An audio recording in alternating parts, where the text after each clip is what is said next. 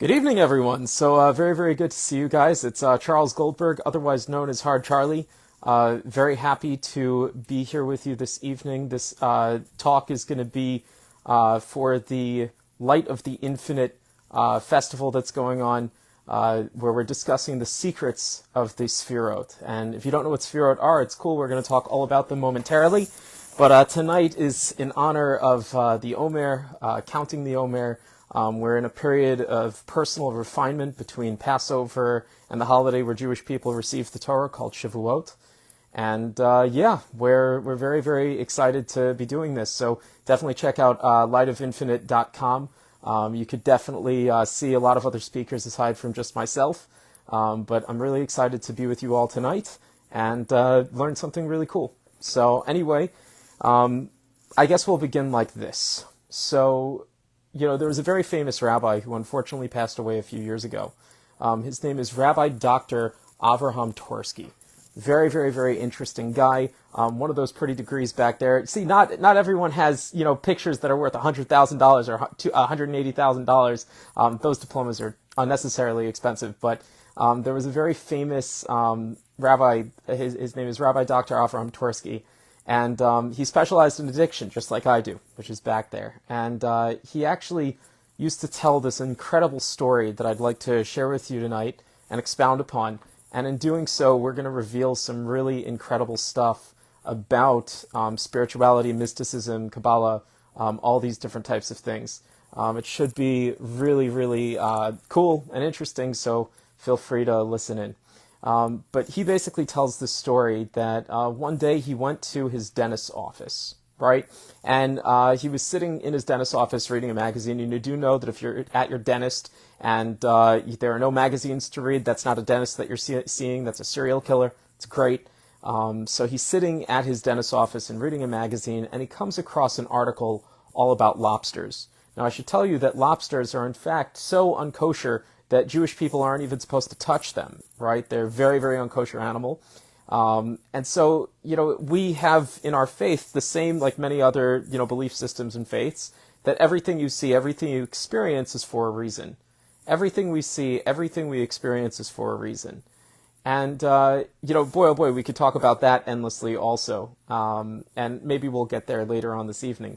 But, Rabbi Avraham Dr. Twersky, Rabbi Dr. Avraham Twersky, he was very interested in this article, after all, about lobsters, but he was like, why am I even looking at this as a religious Jew? And he read the article, he was blown away by what he found. He basically discovered that the article he was reading was all about how a lobster grows, and he recognized that a lobster grows in 3 different stages, right?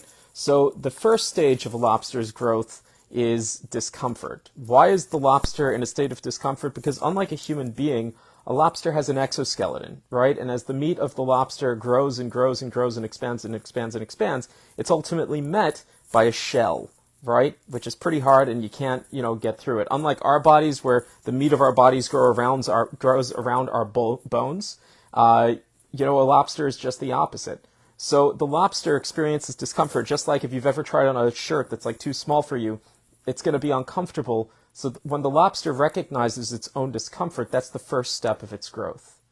Secondly, the lobster then breaks itself. And, by the way, if it's ever 2 o'clock in the morning, you're in a weird mood, and you want to watch something truly freaky, watch on YouTube a lobster molt. It is absolutely wild to witness, right? You see this relatively flat animal that breaks itself in half, and you see it climb out of its shell like a space alien. It's a crazy thing to witness. But anyway, so that's pretty much what happens, is this lobster breaks itself, right? Now, once the lobster comes out of its shell, it's not just a bunch of guts floating around. It's still got a new shell. It's just this new shell is very soft, and it's at this point that the lobster is most vulnerable to attack, right? So a lobster grows in these 3 stages. Now, why Rabbi Dr. Avraham Twersky was very impressed by this article, he was impressed for 2 reasons. The first reason was that he recognized this is how human beings grow also, right? Let's break down each one of these steps. First of all, think about it like this. I do a talk with all of my patients at some point where we talk about this idea of I call it the simple questions, right? So there are two simple questions that are quite important and quite profound. So the first question is, think about the most important lesson you've ever learned. Think about what is one of the most important lessons you've ever learned. If I have a group of people, we'll often go around a circle and we'll just ask people, what are some of the most important lessons you've learned over the course of your life? Right? And believe it or not, the wisdom that is generated in such circumstances is quite impressive. I'll tell you the most important thing I've ever learned, just as like a little sidetrack. I have ADHD. I like to go all over the place. So, my rabbi once told me this story that there was once an argument between the sun and the wind. They were once arguing who is the stronger entity. So the moon floats over and says, guys, let's settle this once and for all. So the moon basically zooms in on this man on planet Earth walking through a field, and he's wearing a long black coat, right? And the moon turns to the sun and the wind and says to them, whoever gets this guy's coat off first is the winner. So first it's the wind's turn, and what does the wind do? It just blows, and anyway, it blows so hard that this dude, he falls over, but the entire time he clutches his jacket. He never lets it go, even as he goes rolling through the field. Then it's the sun's turn, and what does the sun do? It shines brightly and ultimately gets the guy to take his coat off. So the sun is deemed the winner. Why the winner? Why is this the most important story I've ever heard? Why is this the most important lesson of my life? Because my job as a therapist is to get people to make change in their life, right? Essentially, people come to therapy for two reasons. The first reason they come to therapy is to make change, or the second reason why they come to therapy is to work on acceptance, right? We exist on the spectrum, with change being on one side, acceptance being on the other. Our goal as human beings is to always keep it moving, but the idea is I have to get people to change. And the important lesson that I learned from this story is that if you want to get a person to change, you got to do it with a lot of warmth. A person is very rarely going to change, or will change far slower if you're hitting them with blows, basically. If you're cold to them, if you're cruel to them, if you're hitting them with punishments, they're not going to move as fast as if you were actually treating them warmly and kindly. If you give them love, if you give them support, they blossom, right? So when we think about these incredible lessons that we've learned over the course of our lives, so remember, there are two questions. There's the first question of what's the most important lesson you ever learned over the course of your life? But here's the second question. How did you learn that lesson, right? Now, believe me, I've asked these two questions to thousands of people. I could tell you an answer to the second question, how did you learn that lesson? That's never actually happened, okay? No one has ever said, oh yeah, I learned the most important lesson of my life by sitting on a beach in Tahiti, sipping a Mai Tai, and suddenly had an epiphany, okay? No one actually says that, right? Most of the time when people talk about the important lessons that they go through in their lives, typically the story sounds like there was something that challenged me, it put me out of my comfort zone, it was very unpleasant for me, and somehow I found a way to survive, right? And to be honest with you, it's interesting that from that discomfort is where growth and development begins. It's a pretty beautiful thing to think about. And to be honest with you, I like to talk about this in the context of Jewish success, right? We could look around the world today, and Jews are basically at the pinnacle of every field imaginable, right? And I don't think that's a random thing, especially given our numbers per capita. I could tell you this, I think the secret of Jewish success boils down to one thing and one thing only. It's that, normal people, when they're faced with discomfort, the typical response of a person facing discomfort is to run away, is to head for the hills, is to hide, right? Interestingly, that's not actually a very Jewish approach to things. Typically, when Jewish people are faced with discomfort, because we've been persecuted so much and everything like that, we're used to it, okay? And even if you've never been persecuted personally as a Jew, which these days, if that's the case, you're very lucky, but even historically, we do carry this intergenerational trauma, and it's actually an interesting thing that we even learned from our parents that pain is not a signal to stop. Rather, a pain is a signal to push even harder, right? When we feel uncomfortable, a lot of people back down, a lot of people run away, a lot of people try to numb themselves. That's not really the Jewish way of doing things. Jewish people are so used to being uncomfortable that when we face discomfort, we're like, oh, haha, here we are again, time to get going. There's this beautiful meme that's floating around on social media. It says very beautifully, they tried to bury me, but they didn't know I was a seed, right? If something describes the Jewish people accurately, I think this is really what encapsulates it perfectly, right? At the end of the day, where the growth process begins is always with a state of discomfort. And, it's interesting because it's a shame to me, and, thinking about the events of 10/7 and what's going on in Israel, it's actually a very interesting thing that, of course, we have to have the bloodiest day in history since the Holocaust for Jewish people to finally actually bring the Jewish people back together again. I could tell you that I have seen more Jewish pride in the world since October 7th than really any other time of my life, which, to be honest with you, I consider to be kind of sad. I don't think it should have to require a tragedy in order for Jewish people to finally become unified. We say all the time that if there are two Jews and there are 10 opinions, and I could tell you that's not always a good thing. God always favors unity. God always favors what's called achdut in Hebrew. Okay, God always wants us to be united. And I could tell you that one of the ways that we face discomfort, or one of the ways that we manage discomfort, is to bond with other people who are also uncomfortable, right? I could tell you, I think this is part of the reason why Jewish people have clung together. You could call it a trauma bond or whatever you want to call it, but I could tell you that real connections happen in that space. When we're in a state of discomfort, that's where real growth is beginning. Now, secondly, what we also have to talk about is we have to talk about, what it means. It's the second step, what it means for a human being to actually break themselves, right? So I will actually tell you about one of my all-time favorite clients that I've ever had. His name is Jack, okay? And Jack was a very weird guy, okay? First and foremost, even during sessions, he would very minimally talk to me, but it was fun because actually where our communication would happen is over the course of the week, he would send me a lot of very, passively depressive, passively suicidal memes, most of which were very dark and very, very funny. He sent me one that was hilarious that said, you mean to tell me that breakfast in bed is considered a luxury, but breakfast, lunch, and dinner in bed is considered to be depression. I thought that was hysterical. But anyway, I think we called him Jack. So this guy, Jack, he was a very, very strange guy, mainly because of his hobbies, right? He liked to go to Goodwill stores, and you know how in every Goodwill they have these little porcelain figurines that grandmas collect, and people wonder how would you ever have that in your house to begin with? Well, what Jack liked to do is he liked to take those figurines and paint them to look like little gothic and emo kids, which actually was a really fun way to upcycle.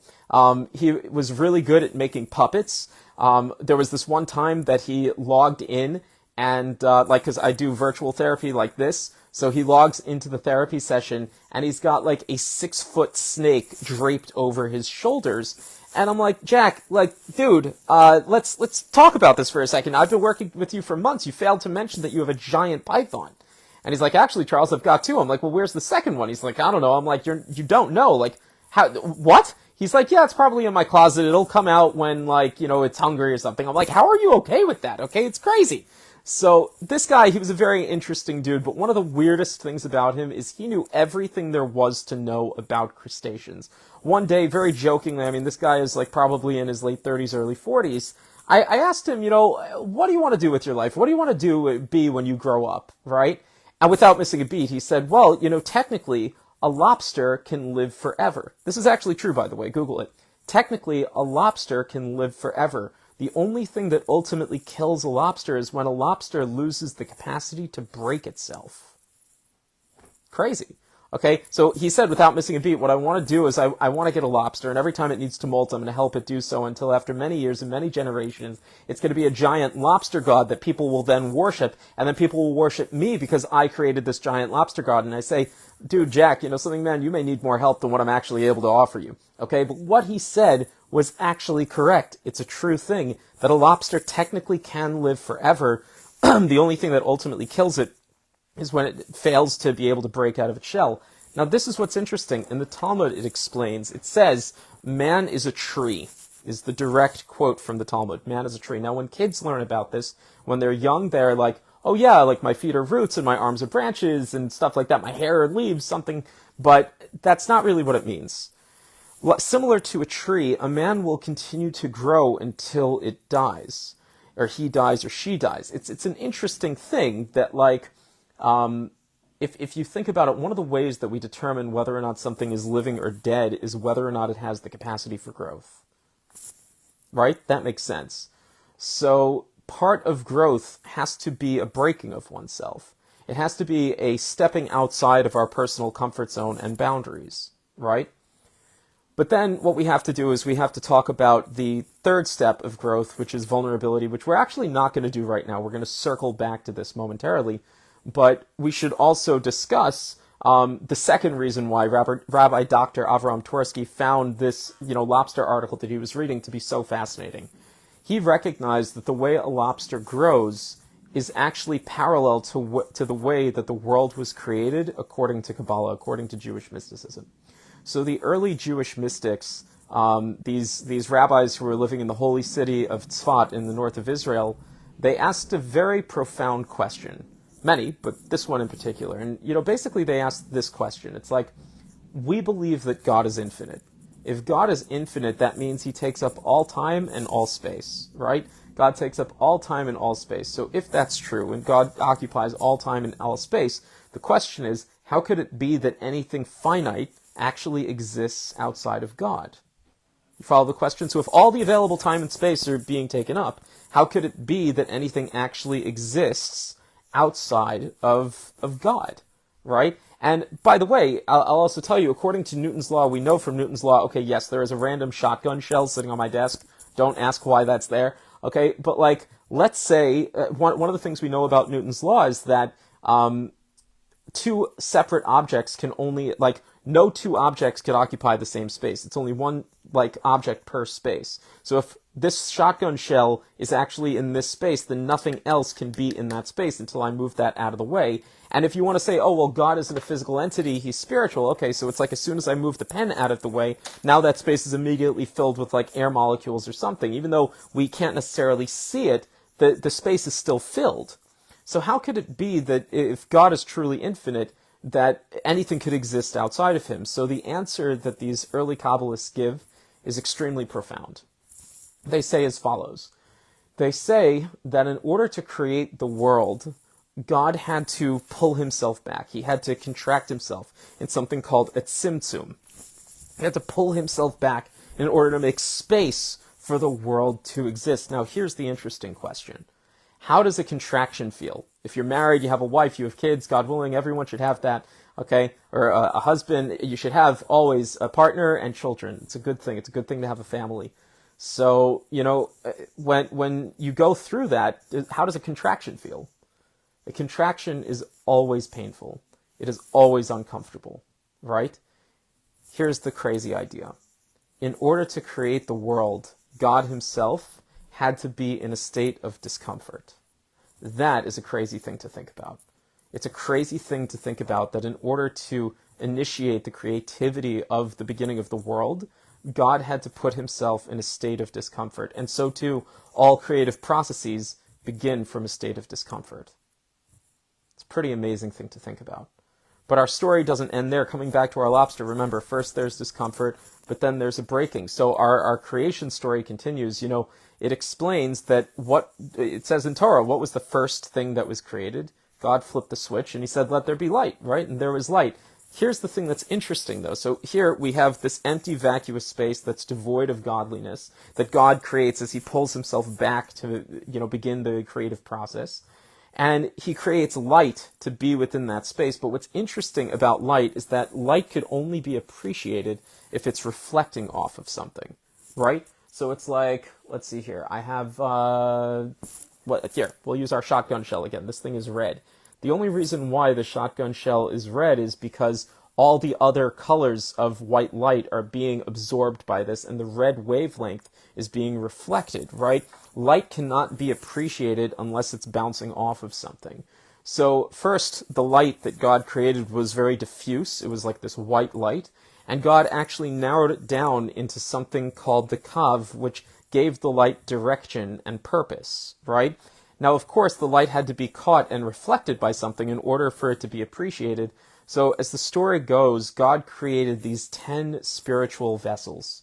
These 10 spiritual vessels that we refer to as Sefirot, right? And these vessels were meant to contain this, primordial light. But there was a problem with these vessels. The vessels, first of all, the vessels took the form of God's attributes. So we're going to anthropomorphize here. Okay, these vessels were not physical, containers. they were spiritual in nature, okay? And they took on God's attributes. So it's like there was a vessel for God's kindness, but you can't point to kindness, right? You can't point to, strength or determination. You can't point to a person's foundation, right? These are spiritual ideas. These are attributes. But nevertheless, these vessels, these early primordial vessels that caught the beginning light, ultimately were disconnected from one another. And as the story explains, that they were so disconnected that they actually became very egotistical. God's ability to overcome internal challenge said, I'm way better than you, capacity to speak. And ultimately, all of the vessels exploded. There was a breaking, which Kabbalah refers to as Sefira, right? So now, here's God who's in this state of discomfort, holding himself back in this to make this vacuous space that now has all these broken pieces in it. And God's like, okay, well, I got to do something. So God creates the world to act as a container for these broken pieces. So the world itself was made to contain brokenness, right? A lot of people like to avoid their brokenness. They feel ashamed of their brokenness, but really that's kind of what we're supposed to do. And if we even think about, our souls are created to be broken and out of balance, right? Because ultimately what happens here, first of all, before we come into this world, God divides our souls and we have a soulmate. So when we're put into our bodies, truly it's only half a soul. But also another thing that we have to take into consideration is not only are we only part of a soul, but, in order to contain these broken vessels, God imbued the world itself with 10 of his attributes, the same 10 attributes, by the way, but this time they were connected. This time they had the ability to interact. And God also imbued the same vessels within mankind and charged mankind to be able to repair the broken primordial vessels, right? Now, here's the thing that's interesting, is that, these attributes, this is what it means to be made in God's image. We're made in God's image, so we possess the same powers that God has to be creative. Human beings are the only creatures on the planet that are able to make lasting structures. Okay, I know what you're going to say. What about beavers? Well, I'm sorry, I don't think there are any prehistoric beaver dams, okay? At the end of the day, human beings are the only ones who can make structures that have withstood the test of time. We have the ability to emulate God by being creative. And by the way, you know what they say, emulation is the greatest form of flattery. So when we are creative, this is a phenomenal way of serving God, right? But we also have to recognize that, it kind of takes one to know one. Because we have these attributes in ourselves, we're able to recognize them in the world, right? So there's this book, it's called Sefer Yetzirah, the Book of Emanation, that actually goes in depth and talks about why human beings need to be aware of these incredible soul powers that we've been blessed with, these incredible sefirot that we possess. But now here's the thing, and this is especially for all my perfectionists who are out there listening. Okay, all the perfectionists, it's interesting that God's attributes are in perfect balance. Our attributes, however, are not. Right? They are not in perfect balance. In fact, we're born that way, and our goal in life is to try to attain some balance, but ultimately the only one who could be in perfect balance is God, right? This is our philosophy. So, let's kind of lay and by the way, I'll also mention this in another very interesting detail. So, when I grew up, I learned about Tikkun Olam when I went to my little synagogue, and what Tikkun Olam was basically, helping at a homeless shelter and planting trees and, doing nice stuff like that. And look, don't get me wrong, that stuff is very nice, okay? But that's not the intent of Tikkun Olam. What Tikkun Olam means, Tikkun means a healing, a fix, what's the word? Almost like a reaffirming, okay?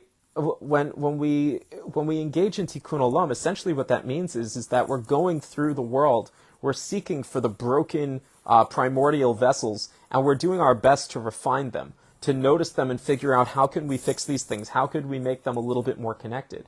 It's interesting that as we move through our world, it's very easy to look at the flaws that are all around us, but in reality, if we're able to see a flaw and a solution, well, now we've just begun to tap into why we were created as human beings to begin with, right? So if we lay these two stories, the story of how man grows and how the world was created Kabbalistically over one another, referencing this lobster story that we've been referring to earlier, it's interesting because in both stories we have a discomfort, then we have a breaking, but in our first story about how man grows and the lobster, we talk about vulnerability, where in the creation of the world, the third step is this thing called healing. So what is the relationship between healing and vulnerability? And it's actually very interesting because if you think about it, human beings were not created in a way that we are very good at fixing ourselves. We really do need other people in our lives in order to fix us. So the question is, how do we garner those other people? So how do we take a relationship from a superficial level to down here nice and deep? The answer is with vulnerability. You know, it's actually very interesting. There was a world-famous anthropologist who's so famous I can't remember what her name is, but she was lecturing at some university, and she was asked by one of the audience members, you know, how do you know that you've come across a civilization? Do you look for tools? Do you look for, like, utensils? Like, what do you look for? Do you look for a campsite? And she said, what I look for are healed leg and arm bones, right? 1,000 years ago, even a few hundred years ago, if you, God forbid, fell and broke your leg, you were in deep trouble if you had no one to take care of you, right? You were going to starve. You were going to have a big problem. What civilization really means is the capacity to take care of each other. But the only way we can really do that is if we express our vulnerabilities to one another. If I'm in pain and I don't talk about it, well, I can't really survive. It's actually very interesting that the very first thing that the Torah says, like directly, is not good. It says, Lo tov hayosa adam levado. It's not good for man to be alone. As human beings, we need other people to heal. But this is what's interesting. How do we garner those people? With vulnerability. How we take a relationship from the surface level nice down deep is with vulnerability. And ultimately, that's how we heal. So, you know, earlier we were referencing this idea of these 10 different Sefirot. And as I said earlier as well, that there's this old saying, if there are 2 Jews, there are 10 opinions. So believe it or not, there are these 10 attributes that God possesses, but Jews kind of debate what 2 of them are, right? So we'll kind of talk about this a little bit. And in fact, I'll even talk about the 2 that are debated. So we have 10, or we could even call 11 different Sefirot, okay? So the first Sefira that we're going to talk about, and it's actually very interesting, you know, when you train to become a therapist, I'll tell you this full story. I trained to become a therapist when I was in Chicago, and in the city of Chicago, in order to become a therapist, you actually have to take a history class, right? And in this history class, the class begins by saying, okay, so who were the first therapists, right? And of course, what's the answer that they give? They say it was the ancient Greeks and Romans. Now, clearly, I have a big problem with that as an observant Jew. Why do I have a problem with that? Because if you learn about the ancient, Greeks and Romans, they killed a lot of Jewish people, okay? So I don't think they were great therapists. And it's actually interesting because if you know anything about the history of feminism, how feminists began, or how feminism actually began was you had a group of women who were sitting around a table, and essentially they were just trying to find women throughout history who had kind of been overlooked. Their names hadn't really been popularized. And ultimately, it was just kind of to shine light on women who had been overlooked, right? So when I was taking this class, I said to myself, like, I know for a fact that Jewish people were definitely, we were the world's first therapists, and I had to find a way to prove it. So my, task to do so actually became a little bit easier when I started learning about a woman named Marsha Linehan.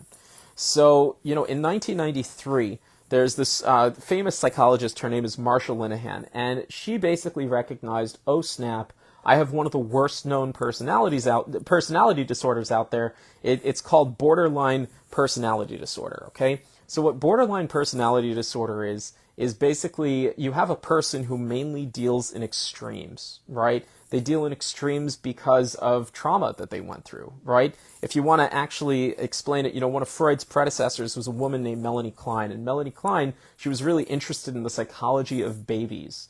So anyway, Melanie Klein kind of explains, this was her theory, and I think you're really going to like this. She explains that babies are born in what's known as the schizoid position. Sounds like schizophrenia, right? There is a theory of schizophrenia that the reason why people with schizophrenia who are not actually taking meds correctly and everything like that, they're psychotic. part of the reason why they don't complete ADLs, activities of daily living, appropriately, and they smell, is to try to repel other people. Now, why are they trying to repel other people? Because in their minds are often telling them, like, these other people are going to harm you. They're going to, steal things from you. They're going to implant things under your skin, right? So it makes sense to want to repel other people. So there's something about fear in this title, schizoid, right? And basically what Melanie Klein explains is that babies are born in what's known as the schizoid position, meaning babies are born terrified. And if you think about why that makes sense, it does make sense, because if you've ever had a first day at school or a first day at work, that day is very intimidating. And for an infant, everything is new. Everything is intimidating. And so what Melanie Klein basically says is that, and by the way, let's also remember, Melanie Klein was alive in the 1930s in Germany as a Jewish woman. You can imagine her theories are a touch dark. Okay, but she's basically explaining that children are born terrified, and ultimately the world becomes too overwhelming for the child, and the child begins to melt down and cry. So what happens is in swoops the mother, the hero, the heroine of our story, who, comforts the child, and to Melanie Klein, the child thinks to itself, mother, I love you, you're incredible, you've saved me from this uncomfortable world. But then the mother does something unspeakable, because the mother happens to have her own life. Once the baby is calm, she puts the baby down. And Melanie Klein believes that at this point, the baby thinks to itself, mother, I hate you. How could you do this to me? You've abandoned me once again. I can't believe that you put me back into this world. And again, the baby gets overwhelmed and begins crying. And again, when the baby is crying, the mother swoops it up and makes it feel better. And the whole process continues and continues until ideally what happens is the baby recognizes, oh yeah, mom has both dark and light sides associated with her, right? The child learns integration, that mom could have both very kind and very, boundaried behaviors toward her. Now, the thing that's interesting is what happens if mom is not consistent. What if sometimes she answers the baby's cries and sometimes she doesn't? What if sometimes she's warm and empathic and other times she's cold and detached? Essentially, what can happen, not always, but what can happen is that the child never learns to integrate these extremes and find balance. Ultimately, what happens is the child, stays at the extreme level. So, coming back to this woman in 1993, Marsha Linehan, so she recognized, oh man, I have this personality disorder where I'm only behaving in these extremes. And so, she came up with this idea to treat herself, which ultimately translated into treating many other people, known as DBT, or dialectical behavior therapy. My patients like to call it diabolical behavior therapy. And let's go over what a dialectic actually is, right? So we have a thesis, which is a point, right? We have an antithesis, it's opposite, right? An antithesis is a fancy way of saying opposite. And then you have a synthesis, something that brings the two poles together, right? So we have thesis, antithesis, synthesis. So what DBT kind of looks like is you look at a person's extremes of behavior, we try to figure out what those are, we validate them, and then what we try to do is figure out, well, what's the most balanced approach to the situation, because usually balance is the thing that we're striving for here, right? So when I heard about this, bells and whistles came off, because if you know anything about the Sefirot, these godly attributes that we've been referring to, they're actually organized in the exact same manner, right?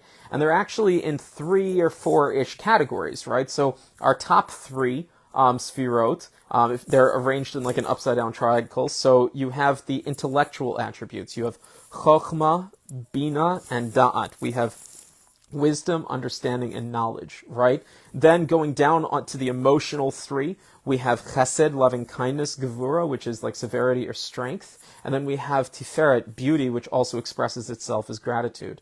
Then next we have the interpersonal. So we have netzach, which is our capacity to overcome external struggles. We have hod, the ability to overcome internal struggles. And then we have yesod, the ability to kind of, find confidence in the things that we do. And then lastly, we have something called malchut, which is the bottom attribute. And malchut is our capacity for speech. It's actually, malchut is kingship. Kingship is this idea that, we have the ability to find connection with every single person that we encounter, because ultimately we all come from the same God and from the same, spiritual level. So, or maybe it's not exactly the same spiritual level, but we come basically from a united source. That's the important thing to say. So, the thing that we have to try to do, especially if God put us in this world to be able to recognize these broken attributes. And of course, I should also mention that, I told you there's an argument. So there's actually yet another one that's at the very top. Another attribute is called keter, or the crown. What the crown represents is our capacity for freedom, for pleasure, and let's see here. It's freedom, pleasure, and one other thing that I'm totally forgetting. But the bottom line is it's actually very interesting because, when we just finished Passover. Keser is an interesting thing to talk about. The crown is an interesting thing to talk about because we also should ask the question of what's freedom, right? The Jewish way of approaching freedom is a lot different than other people. A lot of people say what freedom is the ability to kind of do whatever you want to do, right? Judaism takes a slightly different take. Jordan Peterson does this great exercise where he goes up to an audience member and he says, well, do you want to play a game, right? And the audience member typically says, yeah. And he says, okay, fantastic, you go first, leaving the audience member perplexed as to how to move forward. And if you think about it, pure freedom, the ability to do whatever we want, actually doesn't lead to freedom, it leads to paralysis.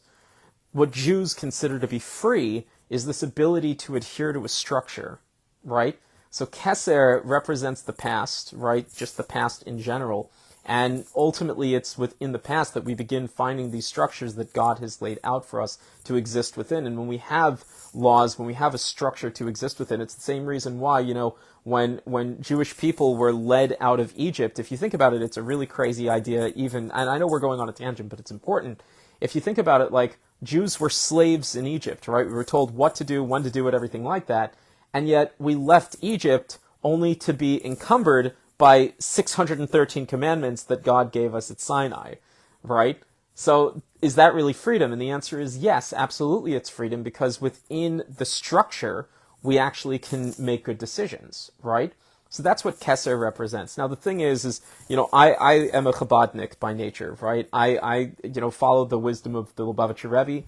And while I have love and respect for all tzaddikim, obviously, I became, more observant as a result of the Rebbe Shluchim, his emissaries. And so for me, Lebowitz, Chabad Hasidus is really, it's the thing that speaks to me most.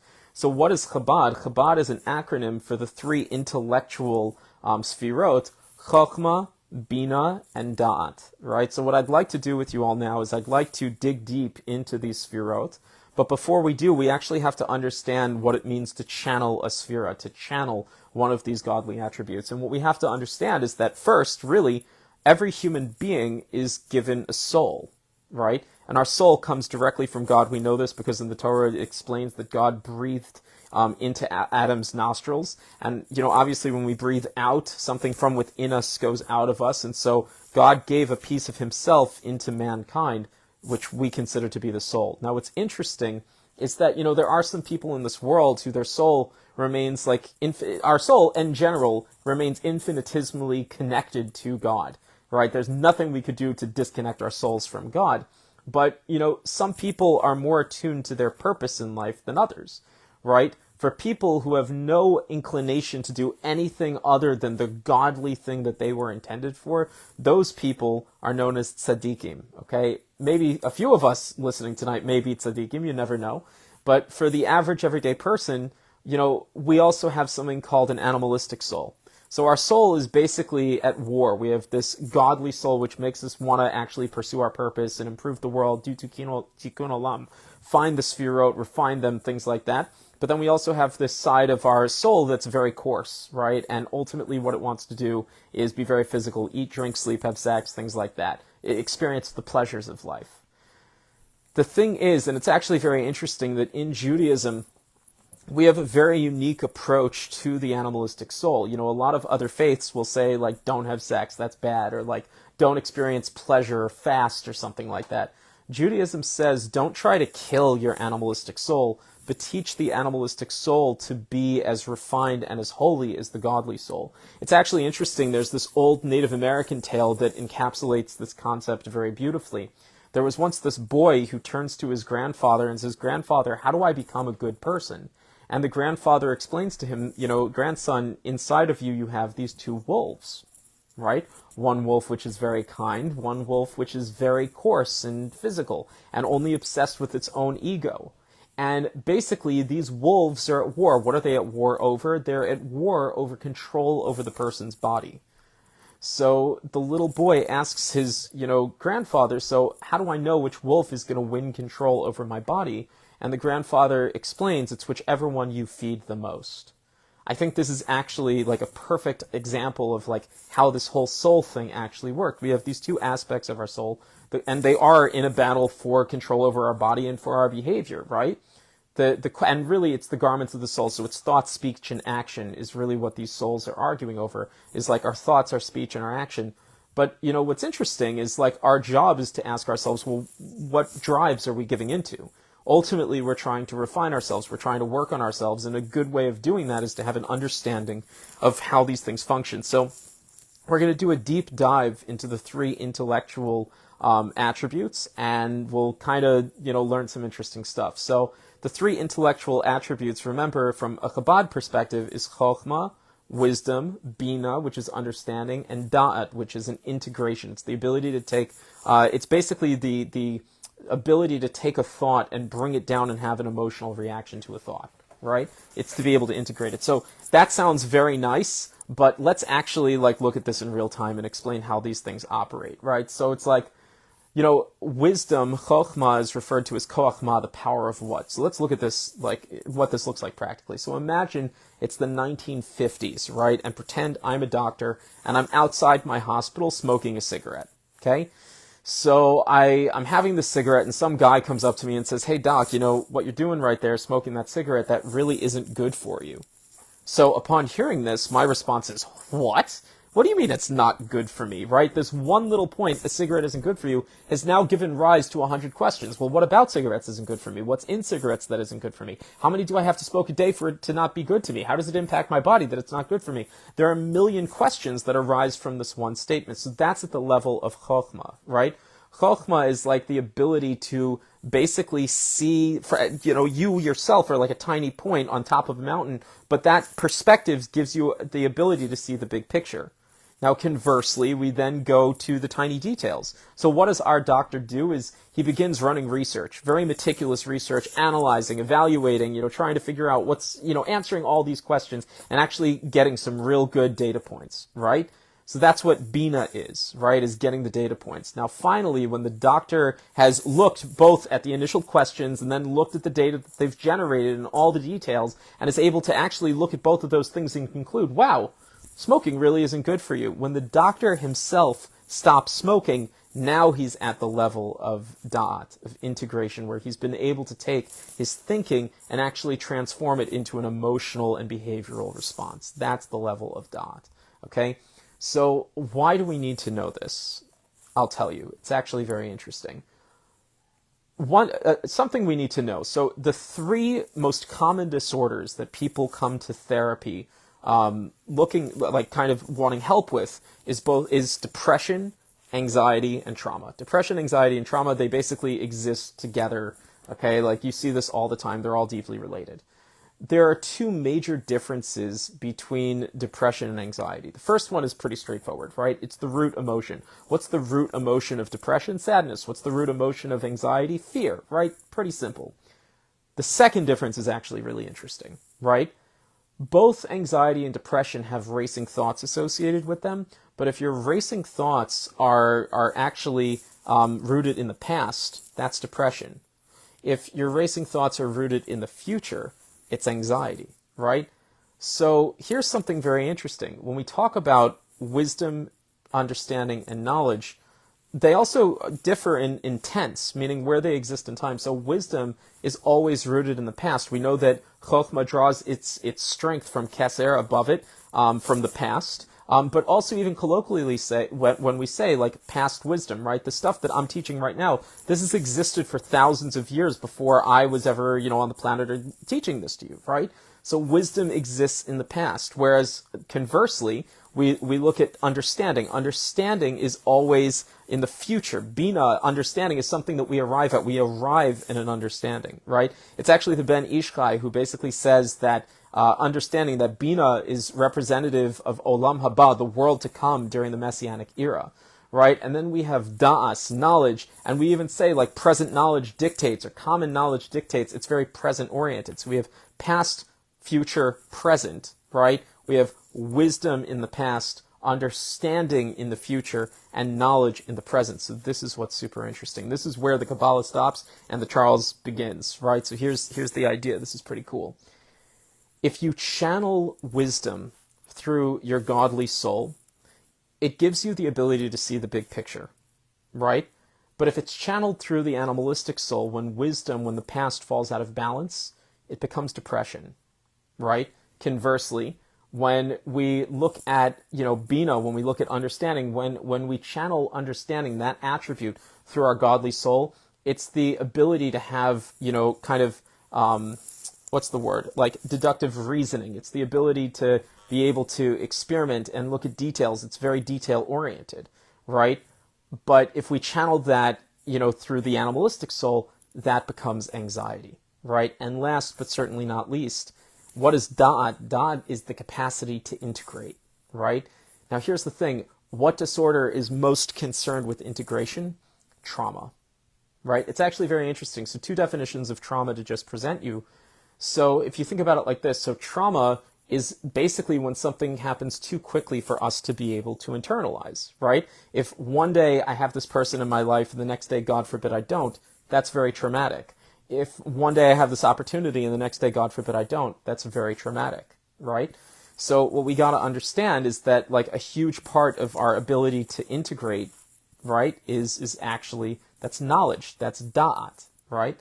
And the thing that's crazy is when da'as, when knowledge, our capacity to integrate is channeled through the godly soul, sweet, we're able to do that. When it goes through the animalistic soul, that's where trauma exists. Now, by the way, I should also tell you, you might notice that with the definition of trauma that I offered, you will notice that every person on this planet has trauma. Every single person on the planet does have trauma. We all go through traumatic things. Not everyone has post-traumatic stress. This is a very important thing to take into consideration. Not everyone has post-traumatic stress. So what we've just done here is we have conceptualized basically 3 of the most primary disorders, on the planet today, and we've used like 3,000-year-old knowledge to figure out how these things really operate. Okay, and by the way, here's the thing that is quite interesting also.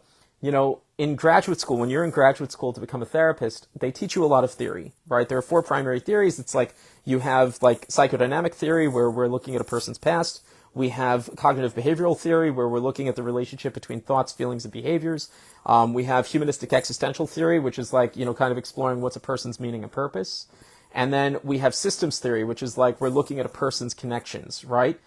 The thing that's interesting is when we learn these theories, they don't really teach much intervention, right? Somehow, magically, once you learn the theory, you're just supposed to know what to do with this person based on the theory. And sometimes the theory does dictate some interesting exercises and stuff like that. But for the most part, that's the artistic, that is the creative part of psychotherapy, is figuring out how do we take the lessons the theory has taught us and actually apply it to an intervention. What I love about this system that I've kind of created here, talking about, depression, anxiety, and trauma, using the Sefirot, is that we're also going to be able to begin looking at a way to cure these conditions, right? And we're going to begin going through this a little bit. So just very simply, let's start with depression, right? So if a person's depressed, depression, exists in the past. There's a dialectical behavior therapy skill called opposite action, right? So we're going to take a person to the opposite side. So if we're starting in the past, we're depressed, we're first going to bring a person to the present. We're going to say to them, hey, all that stuff that happened to you in the past, it's in the past, it's over now, okay? Like, it's done. But then also what we're going to do is we're going to show them the future. We're going to say to them, hey, you know what? Like, all that horrible stuff that you went through, that is not indicative of what the future could potentially hold, right? It's actually a really interesting thing and something to just kind of touch on that, like, I think what hopelessness is an inability to envision an alternative future for oneself. When we actually have an understanding of what a future could be, right, we enunciate this notion of the future like actually being something accessible to us, something that we can change. Because when we think about past and future, I can't really change the past, right? How you change the past, honestly, is you make it null and void. If you change your present, and that ultimately will change your future, but you have much more control over the future than you do the past. If you focus on what you can change in the future, then the past becomes null and void. I've done some really horrible things before I became religiously observant, right? I don't worry about those things as much anymore because that's not who I am anymore. I'm a very, very different person. I conduct myself with a lot of morals and values and ethics that I didn't uphold when I was younger, right? But we can also say, and this is the important thing, is that when you have a depressed person, depression, unfortunately, is a very ego-driven condition, right? When we're in a state of depression, essentially we're very focused on our own suffering. It's really interesting that when we turn that perspective outward and we help people begin looking out towards the future, it's like the difference between, surviving and thriving. What is the difference between surviving and thriving? Ultimately, the main difference is that people in survival mode, you can't plan for the future. You're just surviving on a second-to-second basis. People who thrive have the capacity to plan for the future. Something pretty interesting to think about. Let's look at anxiety and then we'll wrap up. So what we're going to do is we're going to take a person with anxiety, they're freaking out about stuff that's in the future, and we're going to bring them back to the present. Obviously, everyone's heard when they're, freaking out about something, they've heard a friend say to them, dude, that hasn't even happened yet, like, why are you losing your mind? But we could go one further step. We could take that anxious person and we could bring them to the past. It's actually very interesting. I have a whole spiel that I do, that's a different video. But, if you want to cure anxiety, the cure for anxiety is confidence, right? So how do we have confidence? How do we develop confidence? Well, it's pretty simple. All you have to do is actually appreciate your past accomplishments. A lot of times, like, if you think about it, and this is a true thing, I never know what to expect when I go into session with one of my patients. I never know what bombs they're going to drop on me. I never know how things are going to transpire, right? But how is it that I have the confidence to be able to, actually deal with that unknown, deal with that anxiety? How can I do that? Because I've done over 10,000 sessions in my career. And each time I figured out how to do it, so I'm able to approach that situation with a lot of confidence. I'm not anxious, right? That's what we have to do. We have to be able to take time to actually appreciate the things that we've overcome. And if we do that, then we're really going to be able to overcome our anxieties, okay? Now, here's the other piece, and, now let's talk about trauma. How do we cure trauma? Well, look, the bottom line is, whatever happened to you, you could go to the best trauma therapist in the world. They're never going to change the fact that what happened, right? But one of the things that we can do, which actually is pretty interesting, is this notion of integration. To recognize that your trauma doesn't actually define you. Today is Yom HaShoah, today is Holocaust Remembrance Day, and, one of my mashpim, Rabbi Merchai Ben Chiyun, brought a Holocaust survivor to speak and introduced her as a Holocaust survivor. And, this woman basically turned to the rabbi and said, Rabbi, don't introduce me as a Holocaust survivor. She said, if you want to introduce me as like a mother and a grandmother, and she herself had become a therapist, as a therapist, then that's fine. But my trauma doesn't define me. The traumas of the Jewish people are not our sole defining quality. It's what we do with our traumas that really matters. Do we just define ourselves by our suffering, or do we define ourselves based on the ways that we've survived? So, guys, first and foremost, a huge pleasure speaking with all of you tonight. I hope you all learned a little something. Obviously, there's a lot more to say on this topic. If you want to get in touch with me, easiest way to do so would be via my website. It's www.talktocharlie.net. Also, let's not forget, I'm also a professional rapper because I got to make my mom proud somehow.